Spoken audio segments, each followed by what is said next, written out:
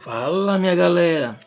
Galera, seja bem-vindo à videoaula de número 4 do canal do Tom, Teoria na Prática. Se você quer encontrar o canal do Tom no YouTube, você digita lá no navegador, tanto do Google quanto do próprio YouTube. Você bota lá, canal do Tom, Teoria na Prática.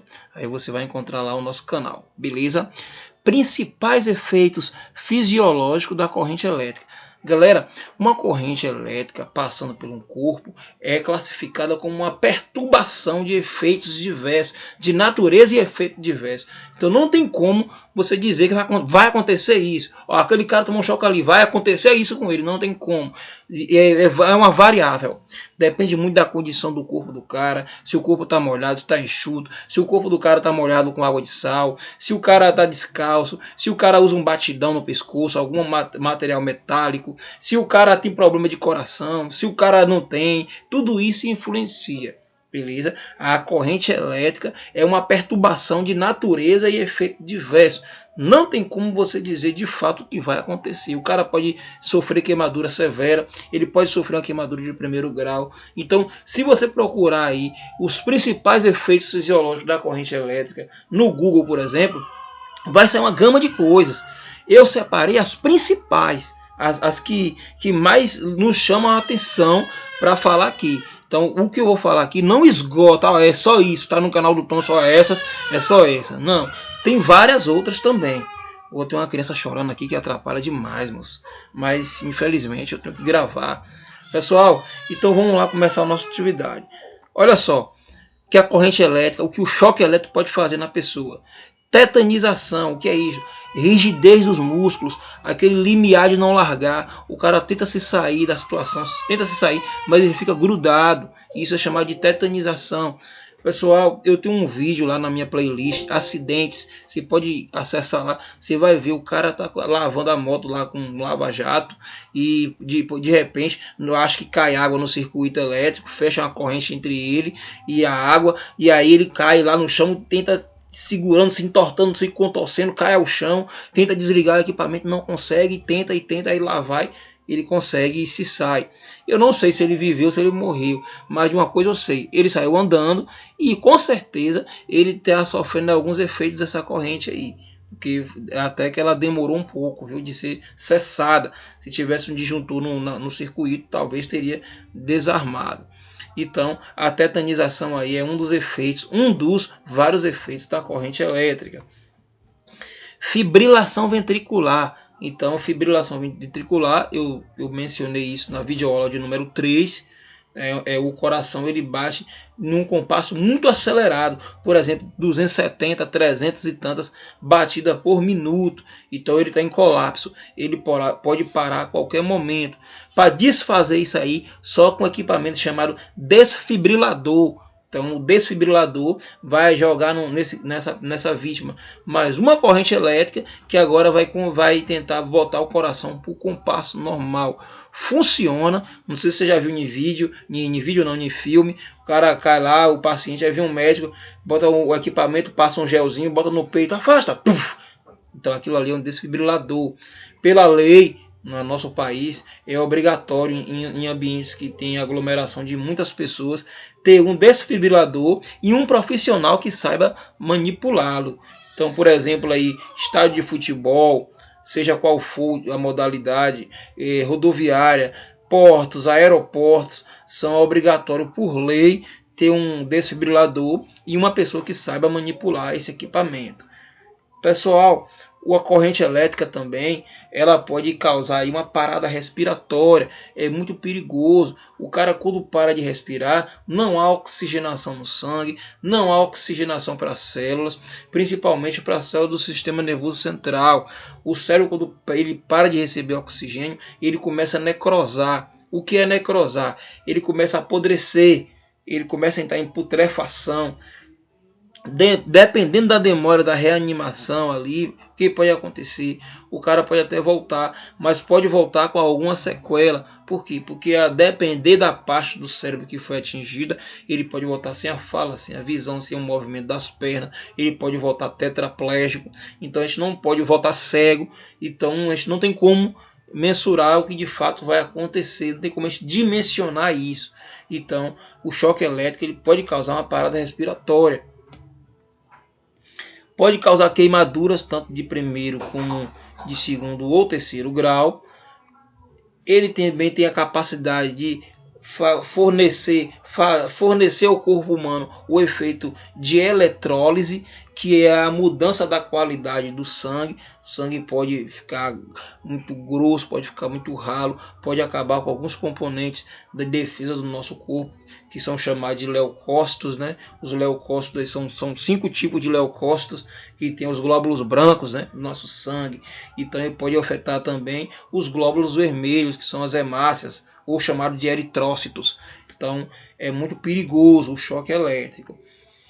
Ele pode também ocasionar o efeito prolapso, que é o deslocamento dos músculos e órgãos internos de sua devida posição, porque uma corrente alternada ela faz um movimento de vai e vem, olha só, positiva e negativa, então ela passa, ela empurra. É por isso que a corrente alternada é mais perigosa, porque quando a corrente contínua passa no corpo da pessoa, é perigosa, mas ela vai passar de uma vez só, e a alternada ela faz o efeito serrote, a empurra e depois sai. Então ela deixa, abre aspas, a bagaceira no corpo do cara e depois sai. Então é uma energia muito violenta, não é brincadeira. Tudo isso, trabalhador, você que está estudando, você que já é da área, você que aspira a entrar nessa área na elétrica, pode ser na alta, na média ou na baixa tensão, você tem que tomar cuidado, ter atenção, respeitar os princípios de segurança. Você vai chegar sempre com saúde, sempre saudável na sua casa. Cuidado que choque elétrico pode matar. Um exemplo aqui de um coração fibrilado, né? Fibrilação ventricular. Vou botar esse vídeo aqui para você observar. Bora ver. Olha só, o ritmo cardíaco bem acelerado. Ele está em colapso. Uma imagem real. Ele bate em 15 segundos, que deveria bater em 15 minutos. Vai ter o desfibrilador, vai passar uma corrente elétrica, o coração vai voltar para o compasso e vai diminuir as suas dimensões automaticamente. Então, isso aí é um exemplo. Essa é uma animação. Olha só, fibrilação ventricular. A fibrilação é a aplicação de uma corrente elétrica sobre um músculo. Desfibrilador, positivo, negativo, passou, volta para o compasso. Pode ser chamado de choque não sincronizado, porque a aplicação da corrente não tem relação com o ciclo cardíaco. Pronto. Então você está vendo aí que essa é uma animação de fibrilação ventricular. Olha só, mais uma vez. Pode observar. Então ele aumenta a dimensão, ó, fibrilado aí. Ó. Aí eu vou desfibrilá-lo, ó. Tum. Olha só o compasso. O topo normal. Então é muito importante de prevenir acidentes. Olha só. Sobre o músculo muito curto para determinar o ritmo cardíaco anormal.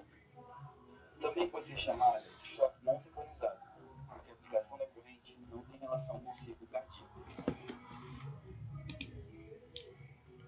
O impulso elétrico, o coração, pessoal, o nosso coração, ele funciona através de impulsos elétricos. Até o nosso cérebro também, né? Os neurônios, ele não encostam no outro. Então, ele quando recebe a mensagem, ele fica bem próximo. Aí vai ter uma descarga elétrica entre um e outro, passando a informação. Isso aí, pessoal, a gente chama de sinapse cerebral. Isso acontece no cérebro. O impulso elétrico agora no coração. Olha essa animação muito interessante.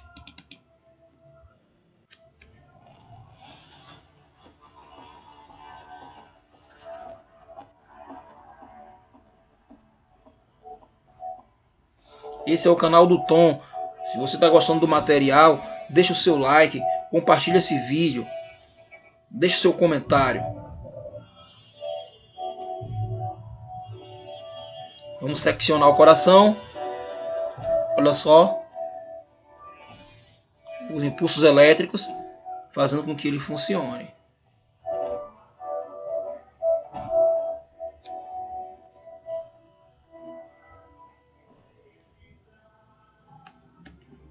Prontinho. Os tipos de choque elétrico. Pessoal, eu vou falar nessa lâmina aqui agora e vamos encerrar para o vídeo não ficar muito extenso. Então, tipo de choque elétrico são dois, pessoal. Então, ele pode ser dividido em duas categorias. Você vai ter o choque estático e o choque dinâmico. Pessoal, o choque estático ocorre devido à descarga eletrostática ou pela descarga de um capacitor. Então o capacitor ele acumula eletricidade. Então às vezes o cara pensa assim, o circuito está desligado, mas desligado não é desenergizado. Aquela televisão antiga do fundão, lembra? Então ela acumulava energia. O cara desligava, tirava da tomada, viajava, ficava 3 dias fora, às vezes ia mexer na televisão, tomava descarga elétrica. Por quê? O capacitor carregado. O capacitor descarrega sozinho, ele pode descarregar sozinho com o passar do tempo, mas cada capacitor tem uma forma de um tempo. Depende do índice de capacitância dele. Perigoso. Aquela energia, nessa mesma gravura que você vê, essa menina com cabelo arrepiado, essa esfera aqui, tem vários elétrons aqui nela. Ela está com os pés isolados, com certeza. O que acontece? A energia vem, ela tende a ir para a extremidade do corpo. Então o cabelo, como o cabelo dela é liso, é facilmente perceptível isso. Olha só, os elétrons estão aqui, você não vê, mas eles estão aí. Então, isso aí é uma forma de representar a energia estática, ou choque estático. O choque dinâmico é esse convencional. A própria gravura por si só se fala. Ocorre quando se faz contato com o elemento energizado. Então, a própria gravura aí, ela já explica. Olha só, o cara está tomando na tomada. Então, a energia não vai parar de ir. Olha só, dinâmica ali. Enquanto não tiver alguém para desligar, tirar ele dali, ou desligar o disjuntor, ele vai tomar aquele choque ali até morrer. Então, só existe dois tipos de choque elétrico, é o estático e o dinâmico, beleza? O choque dinâmico é o mais perigoso. A rede de energia elétrica mantém a pessoa energizada, ou seja, a corrente, o choque persiste continuamente no corpo da pessoa. Essa gravura que você vê, então é mais perigoso, com certeza. E no próximo videoaula a gente vai ver as consequências do choque elétrico. Essa é a videoaula de número 4. Se você gostou do material, compartilhe esse vídeo, se inscreva no nosso canal e deixe o seu like. Valeu, forte abraço do seu amigo.